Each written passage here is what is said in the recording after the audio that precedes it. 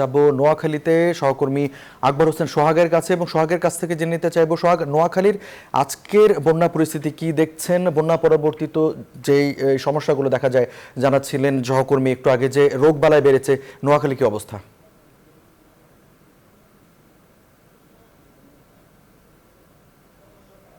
ধন্যবাদ রঞ্জু, আপনি যেমনটা জানতে চেয়েছেন।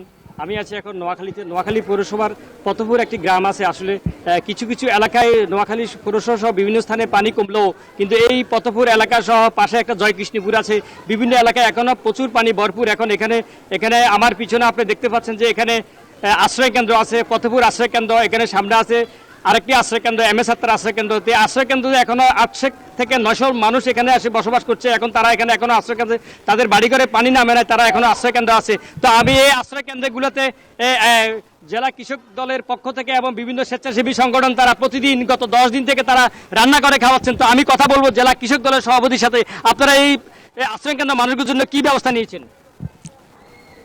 আমরা বানবাসী মানুষরা যখন দেশে বন্যা শুরু হয়েছে তখন আমাদের প্রিয় নেতা দেশনায়ক তারেক রহমান এবং আমাদের প্রিয় নেতা মোহাম্মদ শাহজাহান, আমাদের কৃষক দলের সভাপতি কৃষিবিদ হাসান জাফর তুহিন সহ সকলের নির্দেশে আমরা এতদিন পর্যন্ত নোয়াখালী পৌরসভা, সদর উপজেলা, নোয়াখালী জেলার নেতৃবৃন্দদের সবাইকে নিয়ে, অঙ্গ সহযোগী সংগঠনের সকলকে নিয়ে কাঁধে কাঁধ মিলিয়ে আমরা বানবাসী মানুষদেরকে বিভিন্ন অঞ্চল থেকে এনে আশ্রয়কেন্দ্রে স্থান দিয়েছি এবং প্রতিদিন উনাদের যাবতীয় খাদ্যদ্রব্য যা প্রয়োজন সবকিছু আমরা সাপ্লাই দিচ্ছি, রান্না করে খাওয়াচ্ছি।